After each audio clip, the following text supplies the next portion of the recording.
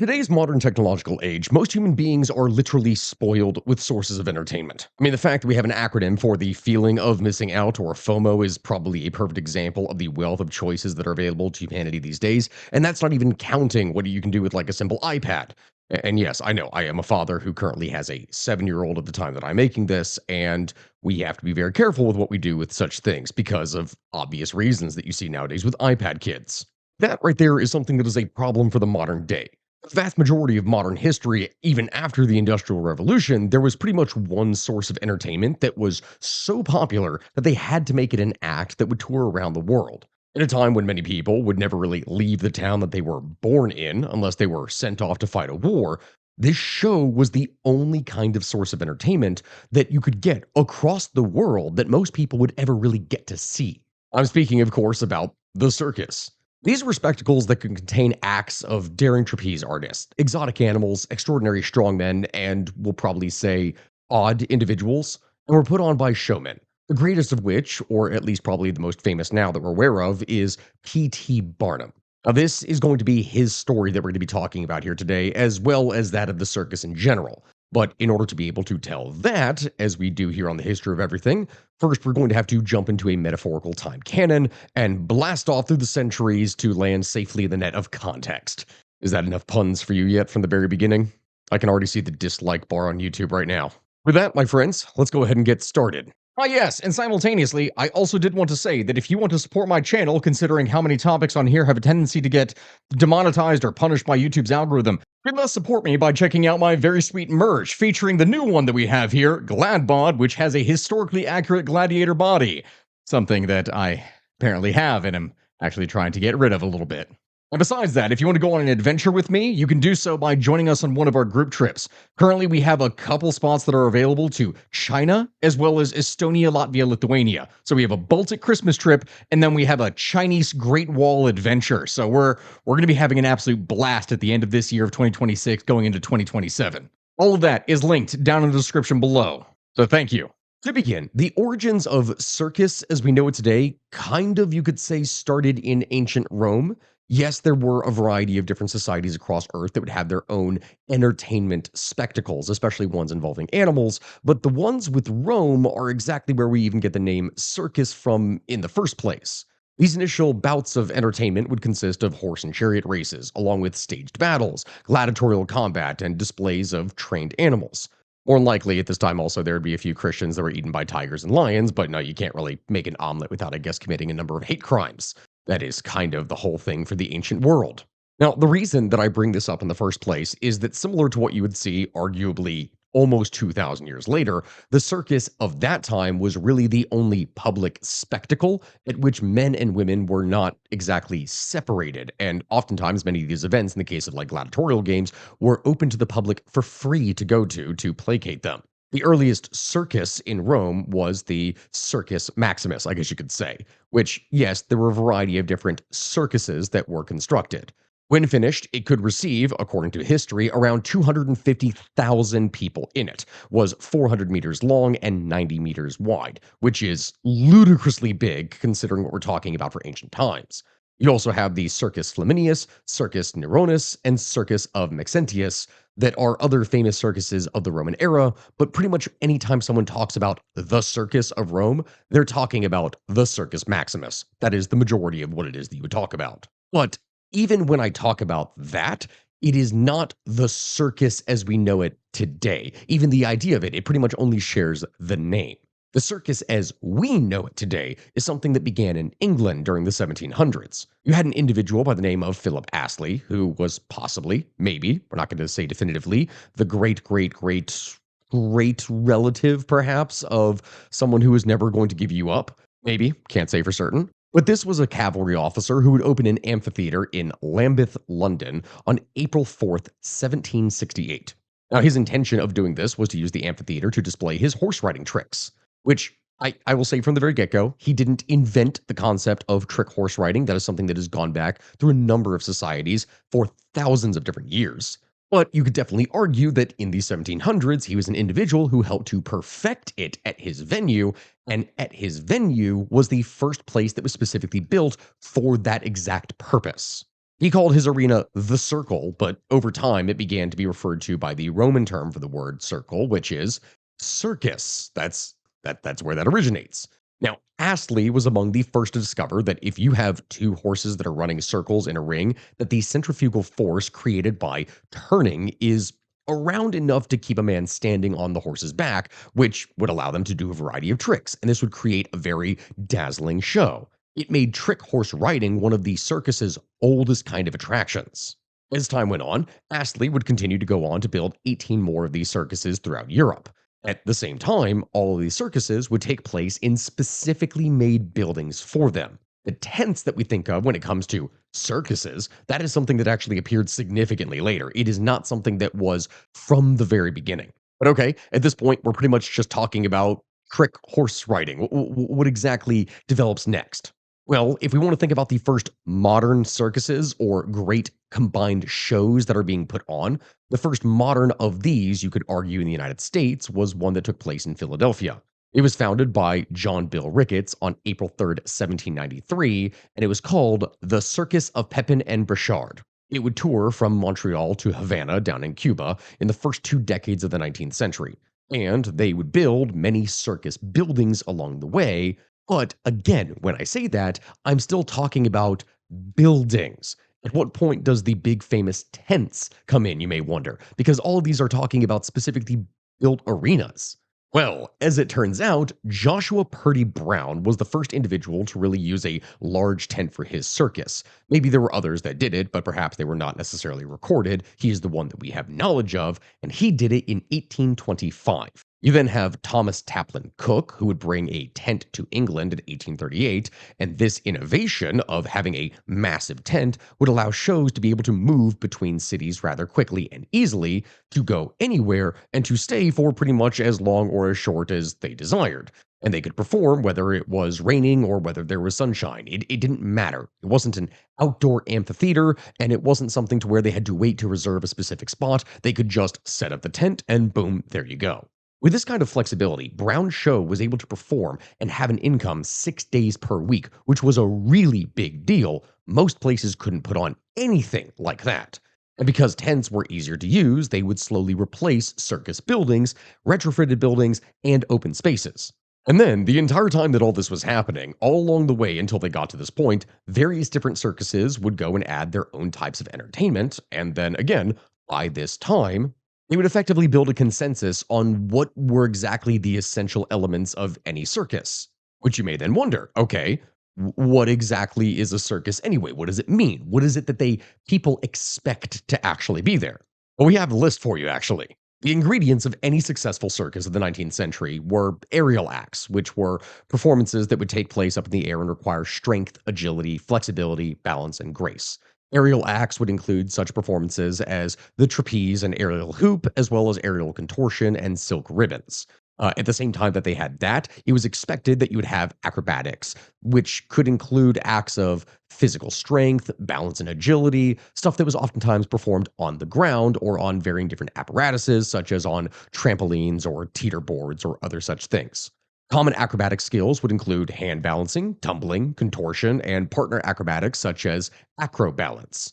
Also, then, beyond the ability to manipulate one's own body, came the ability to manipulate other things. You had object manipulation, which would involve controlling and manipulating objects with skill and precision. Which examples of this would be like, oh, juggling, hula hooping, staff spinning, plate spinning, that sort of thing. These were the basics that you could kind of expect as just a general act among people. But I know from the very beginning when it is that I'm using this terminology that we are using the very specific terms. So hold on to your vocabulary because we have to whip out the dictionary for this next category. You have equilibristics, which include skills of performers that would use their balance and coordination in acts like tightrope walking, unicycle riding, slackline, stilt walking, and rolla bola, which a lot of you probably haven't heard of in the first place, but that is balancing on a board that is placed on a cylinder. After that, you have fire performance, which, as the name implies, it's a pretty obvious thing. It includes acts of performers that would use fire as a central element for their own actions. You have like everyday acts using fire that are juggling, fire spinning, fire breathing, fire eating, etc. That sort of thing. Where it gets really interesting, though, and also a little bit complex, and, well, dare I say in the modern day, a little unsavory, are the animal acts. The animal acts are things that include anything involving training and performing with animals, whether it's horses, elephants, lions, tigers, and bears. Oh my, literally anything along those lines. This is the element of the circus that has largely disappeared from today's contemporary circuses due to decades of concerns over the treatment of animals. But back in the day, this was something that was extremely popular, as oftentimes it was the only time in many people's lives that they would ever see such animals.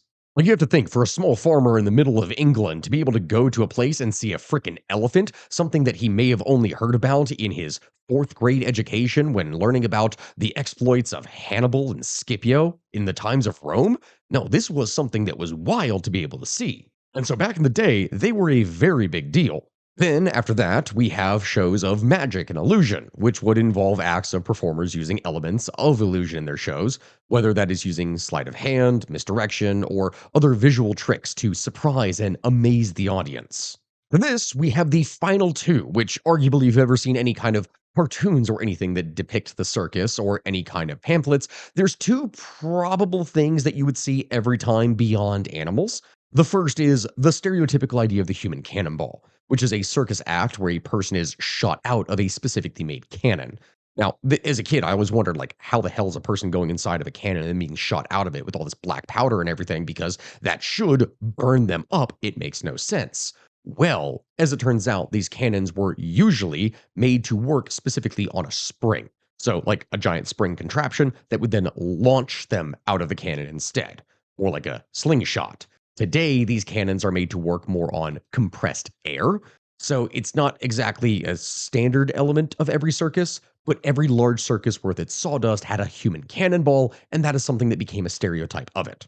Finally, though, one of the most famous aspects, the thing that is associated with every kind of circus fair or every activity, whether you're talking about things from a horror element or for genuine fun, is clowning. Clowning is a core attraction of any circus.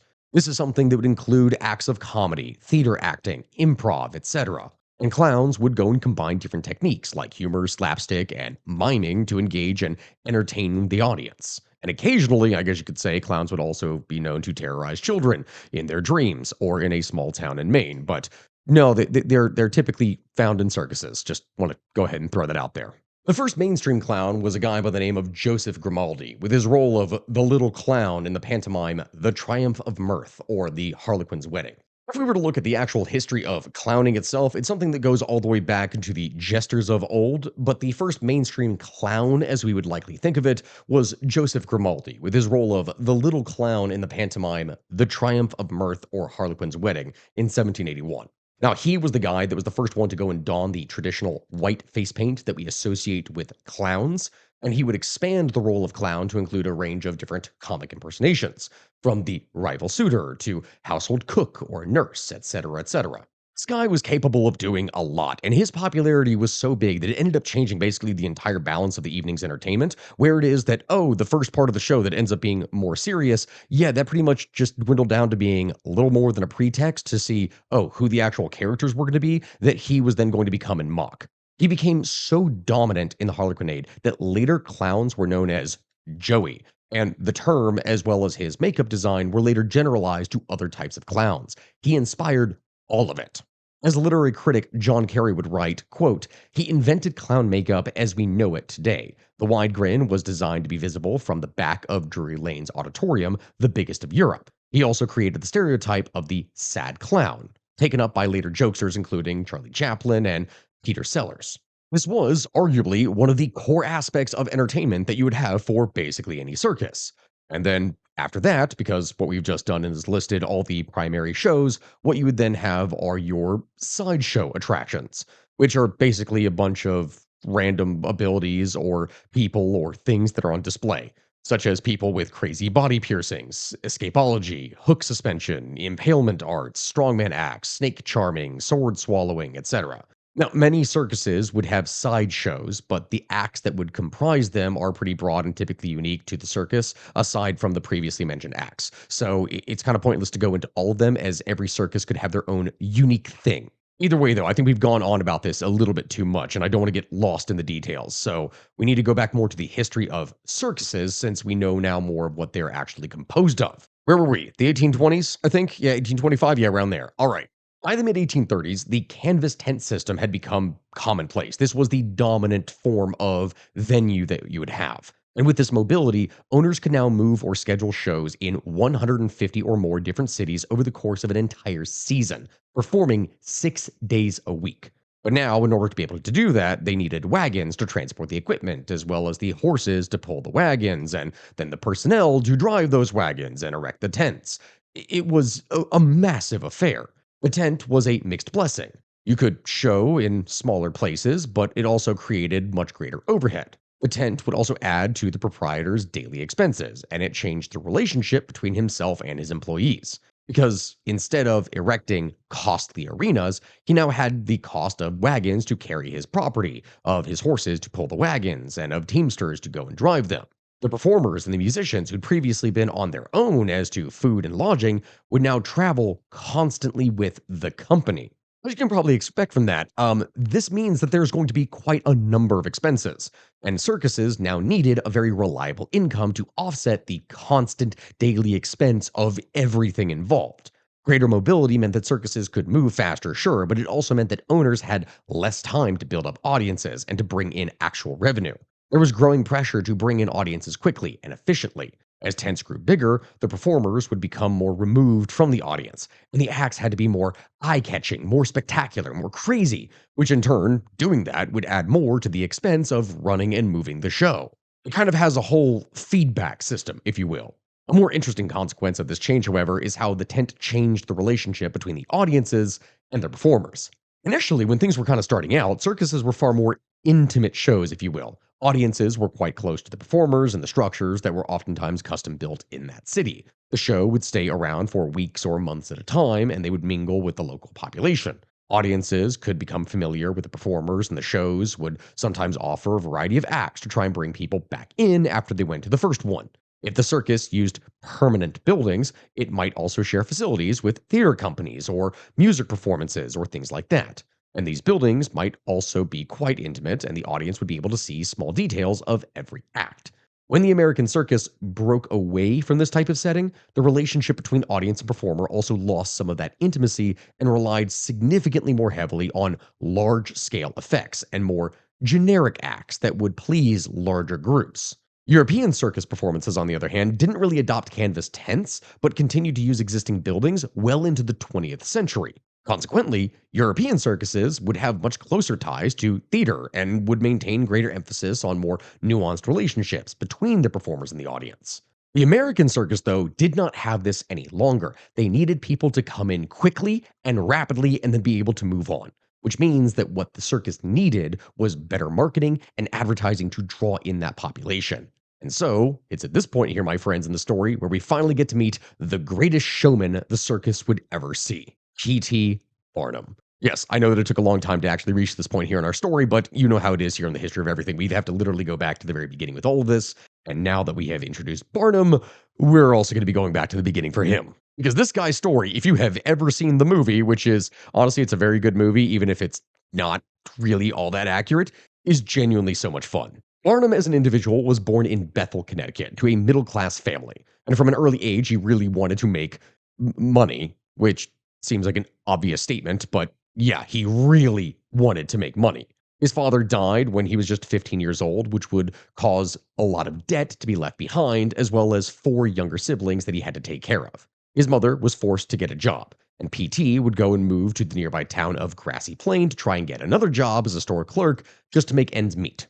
Now, as a teenager, he became a shopkeeper, and then he started his own newspaper called the Herald of Freedom. He would run this business for a few years before getting sued for libel by people that he'd criticized in his paper, and from that point, he got sentenced to 60 days in jail, which is not exactly a fun way to start out. He quickly got out of the news business after that. And before we move on, I need to stress that regardless of the movie that Hugh Jackman was in which, again, as I said, that whole thing was very inaccurate, P.T. Barnum was a very complicated individual, we're going to say. He was great, but he was also kind of terrible in many different ways, and you're going to understand that as time goes on. What I mean by that is that in 1835, a 25-year-old Barnum came across a down and out promoter who was exhibiting a slave whom the promoter said was actually George Washington's nanny, Joyce Heth. Now, Barnum sensed an opportunity, so he bought the slave and then continued the promoter's story, adding that she was actually 161 years old. Seems kind of unbelievable, doesn't it? Yeah, seems like it's just an outright lie. It definitely was. But Barnum was really good at making things seem kind of real. Heth said that she was a devout Baptist. This would give Barnum the hook that he needed, so he went and forged baptism documents and sent an advance man to towns that would go and visit to schedule meetings for Joyce Heth with ministers. By presenting her documents to men of the cloth, Barnum hoped to establish credibility. In addition, he would write and publish her biography, The Life of Joyce Heth, the nurse of George Washington.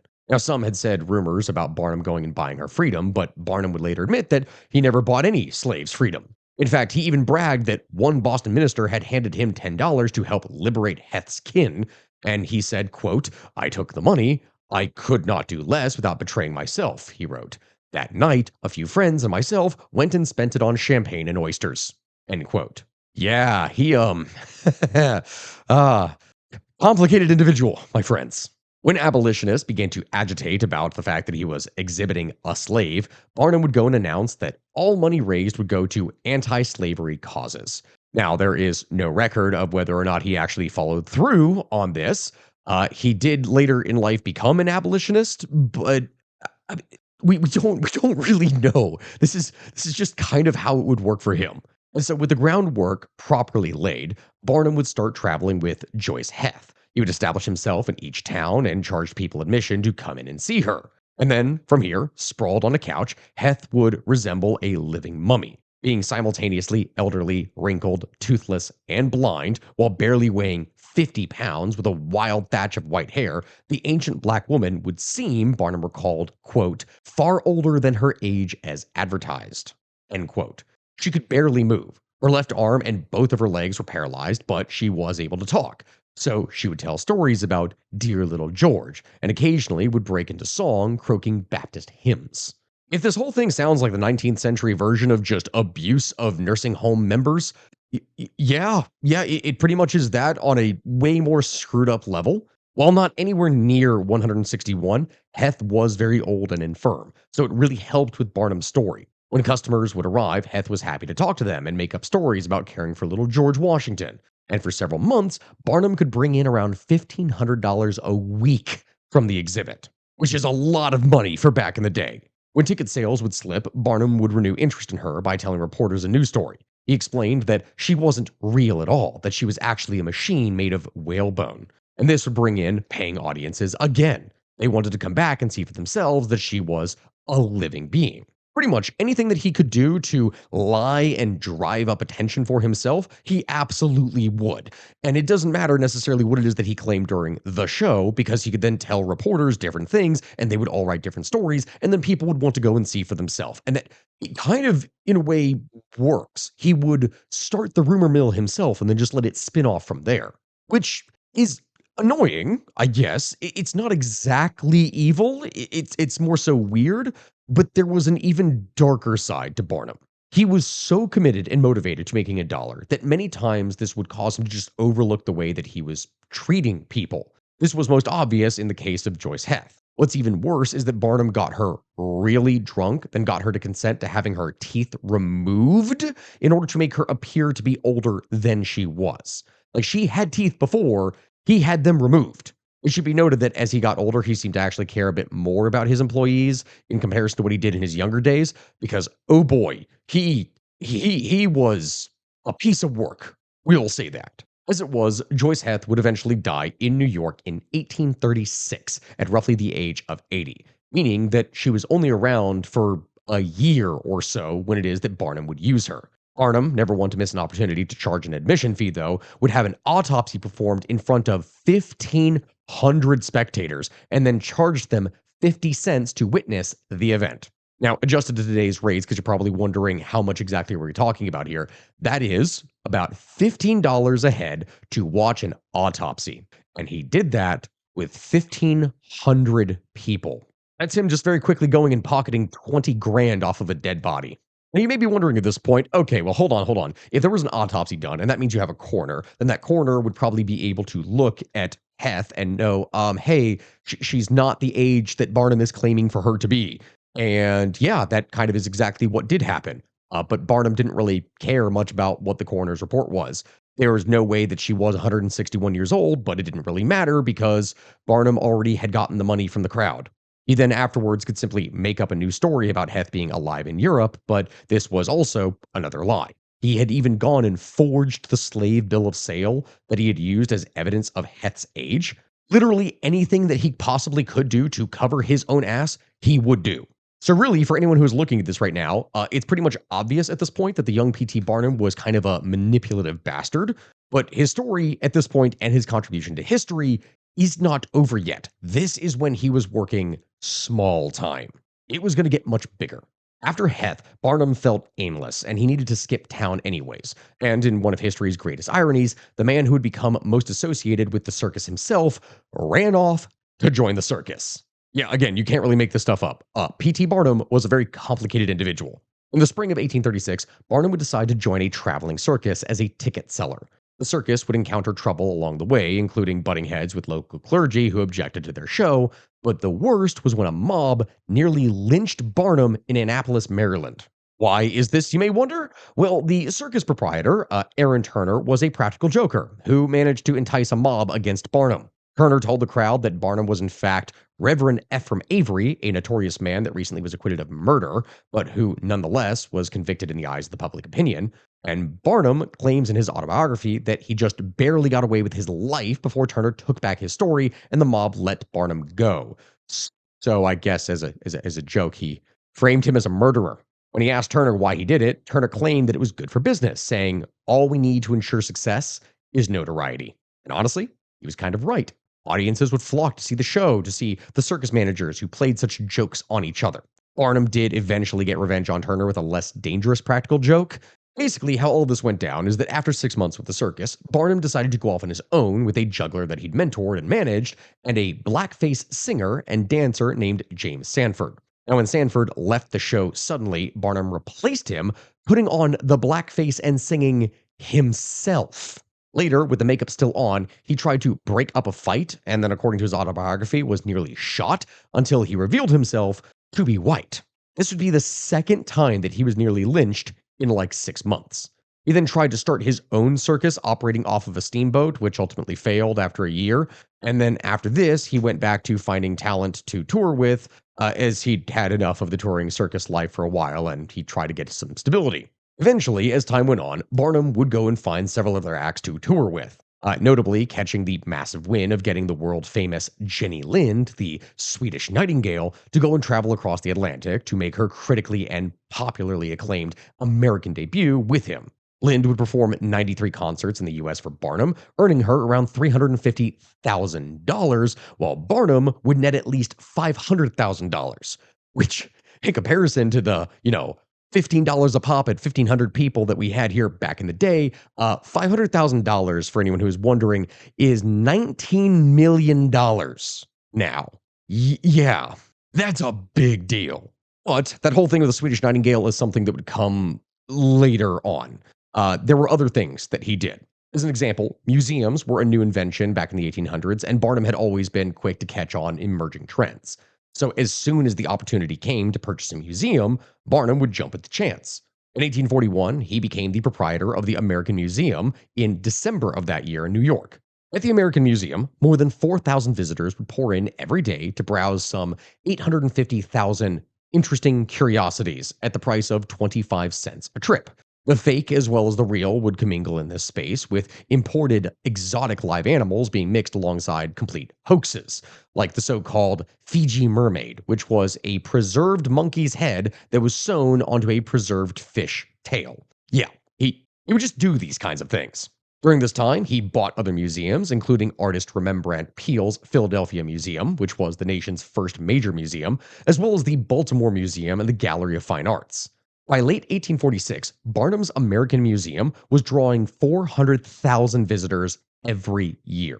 He would follow the Mermaid Act by going and exhibiting the 4-year-old actor Charles Stratton, who was billed as the 11-year-old General Tom Thumb. Stratton was taught to go and imitate famous figures such as Hercules and Napoleon. In reality, he was actually Barnum's own distant cousin. Yeah, he just faked the whole thing. By the time he grew up, Tom Thumb would measure only 3 feet 4 inches in height, and his body was completely proportionate, though, as his form of dwarfism was later found to be pituitary dwarfism. That's the term I'm looking for. This is something that, for anyone who's curious about it, it causes the pituitary gland that is responsible for initiating the body's growth to quiet quit and decide to stop working one day. And so for Tom, this happened at the age of 2 years old. From that age all the way until adulthood, he only grew about like an inch, and that's it. Barnum decided to take care of him while simultaneously using his unique body to sell tons of tickets. The money came in even faster when Barnum discovered Lavina Warren, another little person. When she and Tom met, it was basically love at first sight, and they would later marry in 1863, and the wedding would be the front page on the news. Under Barnum's management, Stratton became a very wealthy man. He owned a house in the fashionable part of New York and a steam yacht, and he had a wardrobe of fine clothes. He also owned a specially adapted home on one side of Connecticut's Thimble Islands. When Barnum would get into financial difficulty, Stratton would even go and bail him out later. And then, after that, they became business partners and remained great friends over the course of their life. Of course, that all being said, sadly, Tom Thumb would die of an unexpected stroke at the young age of 45. But his wife would continue on with Barnum and would survive him by another 35 years.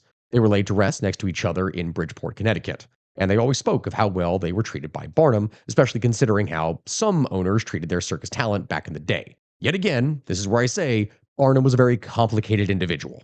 Of course, besides them, Barnum would continue to present freakishness in the form of living curiosities.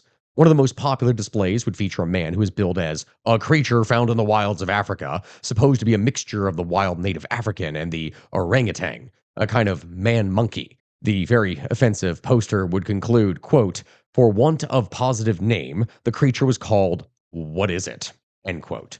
In truth, What Is It was actually just a simple African American man by the name of William Henry Johnson. Before coming onto the show, he served as a cook for another showman in Barnum's Connecticut hometown.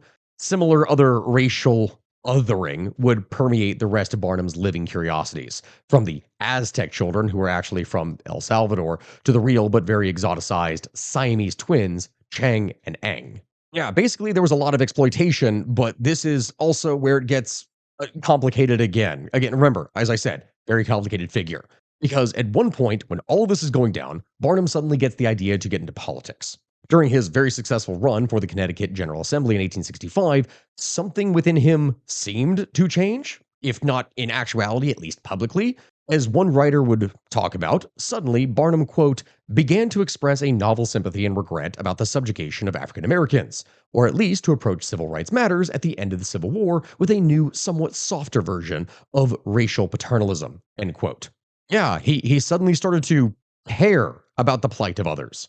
During a failed run for Congress, he even confessed during a campaign speech that while living in the South, he had owned slaves himself, actions that he since regretted. As he would say, "I did more. I whipped my slaves. I ought to have been whipped 1,000 times for this myself, but by then, I was a Democrat, one of those nondescript Democrats who are Northern men with Southern principles," end quote. Yeah, it was a pretty powerful speech, I guess, but as to how much his remorse was actually genuine or just a spin is kind of hard to actually say. With Barnum, you never actually knew if what you were hearing from him was simply part of the act or if the contrition that he was offering was actually genuine. I mean, yeah, people change, and it's possible he really did feel this, although throughout his career as a showman, there were many episodes of exhibiting non-white people in degrading ways. You never really know. But over the course of his political tenure, he did rally for the ratification of the 13th Amendment to abolish slavery, and he supported the right of blacks to vote in Connecticut. So, again, you can see what I mean when I say that he was a fairly complex individual. I mean, you may wonder, all right, so if he got into politics, how long did he serve? Did he get bored after a year or two? No. Barnum would actually serve 2 terms, and then he bowed out of politics for good after losing his office to his own cousin. He then afterwards returned to his beloved American Museum, and that's what he wanted to do. At the American Museum, Barnum would create America's first aquarium and would expand the wax figure section of his museum. His 7 grand salons would demonstrate these 7 wonders of the ancient world. Also, in 1860, Barnum would introduce Zip the Pinhead, a microcephalic black man who spoke a mysterious language that was created by Barnum himself for some reason. In 1862, Barnum would go and discover the giantess Anna Swan and the dwarf Commodore Nutt, and this would effectively be a new Tom Thumb, with whom Barnum would go and visit Abraham Lincoln at the White House when he was president. A year later, President Lincoln would even go and visit on February 19, 1861, to which Barnum would send notice to the press for publicity. Now, although the Civil War would initially dampen business, the tenting season of 1863 was likely the most profitable one in circus history to date. Because with the South closed off and competition in the North intensified, a number of circuses would go and elect to tour abroad. The owners of the largest American circus at the time were Dr. Gilbert R. Spaulding and Charles J. Rogers. They purchased a ship, renamed the show Spaulding and Rogers Ocean Circus, and then spent most of the war overseas in South America and the Caribbean. Despite the terrible cost of the conflict, the growth of the rail network and the post-war economic boom, though, would spur the development of the massive American railroad circuses that eventually would dominate the late 19th century entertainment industry. Barnum himself was active during this time, trying to take his American Museum on the road as a traveling show. In years prior, the circus had been seen as a kind of place where one might get ripped off, with pickpockets roaming around the large crowd. He solved this problem by hiring Pinkerton detectives to guard the crowd and watch for thieves. Now, this method was something that was copied by other big circuses of the day, and they unintentionally legitimized the circus industry as a whole as a kind of safe place for the entire family to go to. Then, in 1871, Dan Costello and William Cameron Coup would go and persuade Barnum to come out of retirement to lend his name, know-how, and financial backing to their own circus that they had already created in Delavan, Wisconsin. This new combined show was named P.T. Barnum's Great Traveling Museum, Menagerie, Caravan, and Hippodrome. As described by Barnum, Costello, and Coup, they, quote, had a show that was truly immense and combined all the elements of a museum, menagerie, variety performances, concert hall, and circus in one, end quote. They considered it to potentially be the greatest show on earth, which subsequently became part of the circus's name for the rest of existence. The whole fact about the circus being the greatest show is this. This is where it's most famous, and it was after he'd even frickin' retired, and a lot of people don't realize that. William Cameron Coup would contribute to the growth of the circus and circuses in general by designing a rail car and method of end loading that would increase the efficiency of transporting circuses by railroad. His railroad flat cars were joined by crossover metal plates and a pulley and rope system that allowed fully loaded circus wagons to be rolled onto and then off of the train with unprecedented ease, which made traveling circuses significantly easier to actually do. Before 1872, most circuses would move from town to town simply by horse or wagon, which is a form of transport that necessarily would limit their size and the distance they could travel in a given season. In the spring of that year, when Barnum and his partners would load their show onto 65 railroad cars, they gave birth to an age of giant railroad circuses. Circuses could from this point move greater distances and perform in towns that had the space and the population to support the now much larger shows.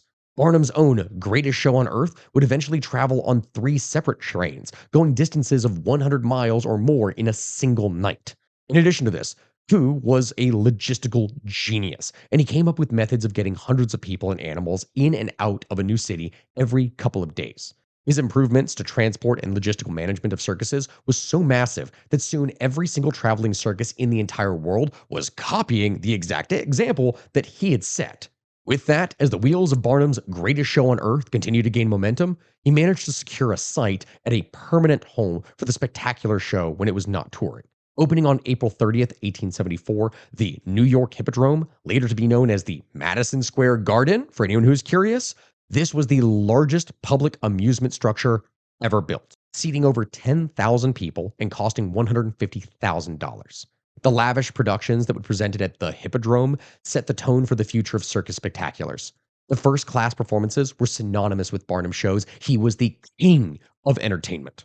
Really, one of the best examples of the ongoing expansion of the American circus industry was the Pacific Tour that was undertaken by Cooper Bailey and Company's Great International Allied Shows, which was the first large-scale railroad circus to actually travel overseas. The railroad would depart San Francisco in November of 1876 and return to New York 2 years later after an extended tour that was concentrated in Australia, but also visited the Dutch East Indies, New Zealand, and South America. This show was run by James A. Bailey, the most outstanding American circus manager of his day. Cooper Bailey and Company's show was an enormous operation that during the 1876 season would employ a staff of over 125 personnel, including a full menagerie, hundreds of horses, and tons of advertising paper, properties, and equipment. That circus would arrive in San Francisco in the fall of 1876, and Bailey would chart a steamship at the reported cost of $17,000 to convey the circus across the Pacific. Cooper Bailey and Company's great international allied shows would debut in Sydney, Australia on December 18th, 1876, under a massive main tent that was 500 feet long and 125 feet across, managing to utilize a 150-foot main pole. It was ludicrously big. There were two rings for performances, and the seating could accommodate upwards of 6,000 people at a time. Among the different novelties the show had introduced to Australian audiences was an extensive menagerie featuring a giraffe, a hippopotamus, and a herd of 6 elephants, a museum of curiosities, as well as a sideshow. As Bailey built up his circus business, he knew his primary competition was P.T. Barnum. And so, throughout the 1870s, these two circuses would battle against each other, oftentimes putting up signs calling each other's operations a bunch of swindlers. In 1880, Bailey would take one of his shows to Bridgeport, Connecticut, to go head to head against Barnum. And to Barnum's consternation, Bailey's circus would actually outsell Barnum's, taking in $2 for every one that Barnum had made. Why? Why was James Bailey so freaking good at this? Why was he doing so much greater? Well, there's a number of reasons, but perhaps one of these is that James Bailey was a circus man through and through. We all know P.T. Barnum specifically because of his showmanship, but Bailey grew up in the circus. He traveled everywhere right along with his circus. He lived for the circus. He was part of it. Barnum, on the other hand, would join the circus game at the age of 60 and rarely visited his own circus. But he was a marketing and advertising genius. That was his big calling. And then something would happen that would cause the two men to come into contact. It was not something that Barnum could not ignore. Bailey had an elephant who had just given birth in captivity. That baby was named Little Columbia. And this was the very first time that an American circus had had a baby elephant born in captivity, and it drove Barnum mad that this was not his. It was the biggest deal in circus history. Now, elephants, again, were already very difficult to obtain, and a baby elephant would be a massive draw for the crowds. So Barnum wrote to Bailey at once, requesting and setting forth a price that would purchase Little Columbia from Bailey. Now, famously, Bailey refused the offer and then used the offer by Barnum in his own advertising to show the public that even Barnum himself wanted to see or obtain the attractions that Cooper and Bailey Circus already had. This was a genius and a huge marketing move that impressed Barnum so much that he actually grew to respect him. Like, again, game respects game. He actually was genuinely impressed. So instead of fighting him in the court of public opinion, Barnum recognized a younger version of himself in Bailey, and he definitely recognized his incredible ability to smoothly manage circus performers and the challenges of moving a circus regularly. So instead of actually just hating on his rival, Barnum proposed a merger. Barnum actually wrote in his journals that, quote, "I had at last met a showman worthy of my steel," end quote, referring to his new business partners, Cooper and Bailey. In March of 1881, the Barnum and London Circus would open in New York and would travel more than 12,000 miles before returning to the winter quarters in Bridgeport, Connecticut. It would from there be renamed as the Barnum and Bailey Circus. The following season would bring great success to Barnum and Bailey with the purchase of the legendary elephant Jumbo from the Royal Zoological Garden in England. And that purchase of Jumbo was one of Barnum's greatest triumphs. Standing at over 11.5 feet tall and weighing 6.5 tons, it was not long before Jumbo became the fascination of America. And after only 6 weeks in the United States, Jumbo's appearances would gross over $336,000. In New York, Barnum would exhibit Jumbo at Madison Square Garden, earning him enough in 3 weeks from the enormous crowds to recoup all the money they had spent to buy the animal. In the 31-week season, the circus would earn $1.75 million, largely due to its star attraction. On May 17, 1884, Jumbo was one of Barnum's 21 elephants that would manage to cross the Brooklyn Bridge to demonstrate that it was safe. A year after 15 people had died during a stampede that was precipitated by fear that the bridge might collapse. This was a huge deal. And billed as a friend to the children of the world, Jumbo was Barnum and Bailey's major attraction for over 3 years until the elephant accidentally died, being stuck on a train in Ontario, Canada in September of 1885. Yeah, unfortunate. Jumbo and the other animals had finished their performances that night, and as they were being led to their boxcar, a train came down the track, and Jumbo was hit and mortally wounded, dying within minutes, unfortunately. Barnum, though, was never one to waste an opportunity to tell an epic story, and so he portrayed a noble death for the giant pachyderm. Barnum would claim that Tom Thumb, a young circus elephant, was walking on the railroad tracks and Jumbo was attempting to lead him to safety. Barnum claimed that the locomotive was going to hit and kill Tom Thumb, but Jumbo stepped in, saving him. And as a result, he was hit and killed himself in the process. And other witnesses would go and support Barnum's account. According to newspapers, the freight train hit Jumbo directly, killing him, while Tom Thumb suffered a broken leg. Now, it's unclear if this story is true at all or if there's some truth or not, as Barnum didn't actually have many witnesses to be able to support his story, but it is also possible that he could have just paid them to support his claim. We don't actually know for sure. But wait, there's still more. What ended up happening after this, and you could probably say, oh, it gets worse from here, Barnum then had Jumbo's hide stuffed and set up as a piece in his sideshow, right next to Jumbo's skeleton. He would then have the other elephants of the circus paraded in front of Jumbo's skeleton and stuffed hide-carrying handkerchiefs, which they were trained to wipe across their eyes as if they were mourning Jumbo's death. Now, knowing what we know about both elephants and their views towards death, that probably was horrifying for them because they were fully aware that in front of them was a dead elephant that they probably recognized.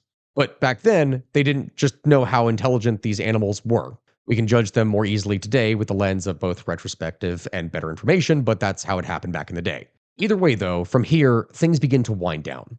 In 1887, for the first time, Barnum would agree to relinquish control of the show's management, dividing it into an equal partnership and sharing the title, where it would officially become the Barnum and Bailey Greatest Show on Earth. He was nearing 80 years old at the time and knew that this was the final chapter in his story. But he firmly believed that the noblest art is that of making others happy, as he would say.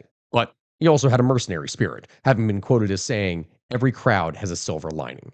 He preached that people should live within their means, but he also, at the same time, sank into debt on multiple occasions.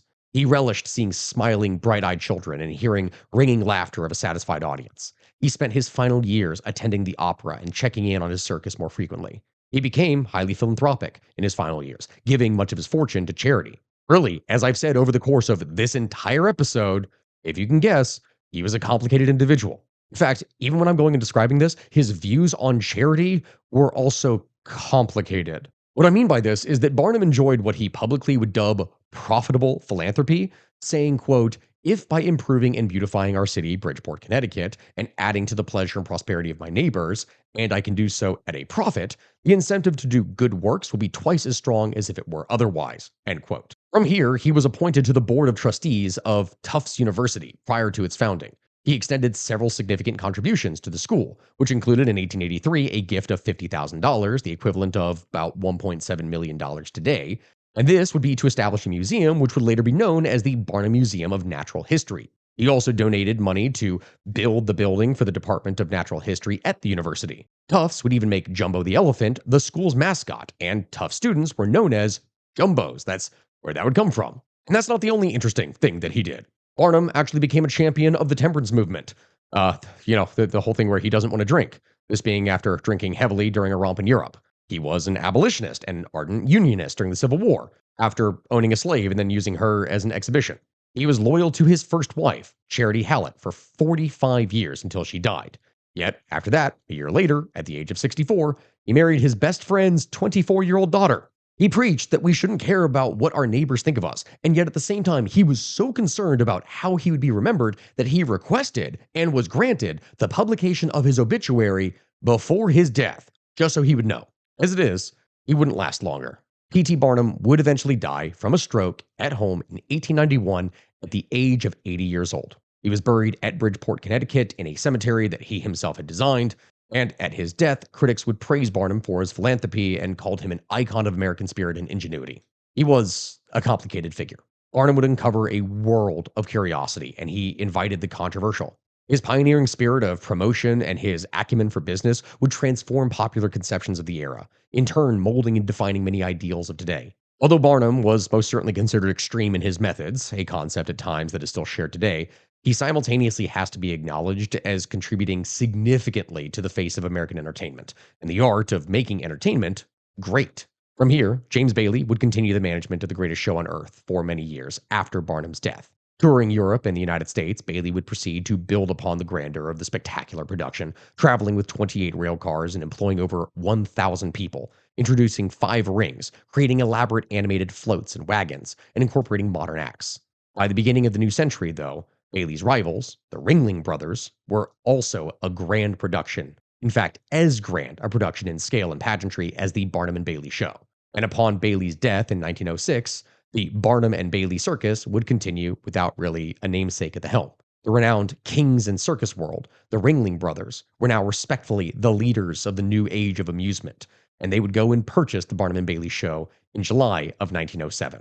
In 1919, 28 years after P.T. Barnum's death, economic impacts and wartime conditions would force the show to combine, becoming known as the Ringling Brothers and Barnum and Bailey Circus, the greatest show on earth. That, my friends, was the end of it. And in the end, what really seemed to cause the decline of the circus was really just better forms of entertainment that were available coming along. It started with radio and movies, but it only got worse with television debuting. After the 1920s, the circus in general saw its popularity decline as it just wasn't the most interesting or novel form of entertainment that people could access anymore. Changing ownership a handful of times, including being owned by Mattel, like the Barbie company, oddly enough, the Ringling Brothers and Barnum and Bailey Circus would eventually fall under the ownership of Feld Entertainment and would tour the world hundreds of times. In May of 2017, with weakening attendance, many animal rights protests, and high operating costs, the circus would perform its final animal show at Nassau Veterans Memorial Coliseum, and from there would close. 6 years later, the show was revived on a smaller scale, but without animals, clowns, or even really a ringmaster. It's hard to say if this is a new and revised version that lives up to any of the historic names that are attached to it, but the show, technically to this day, still does operate under the name.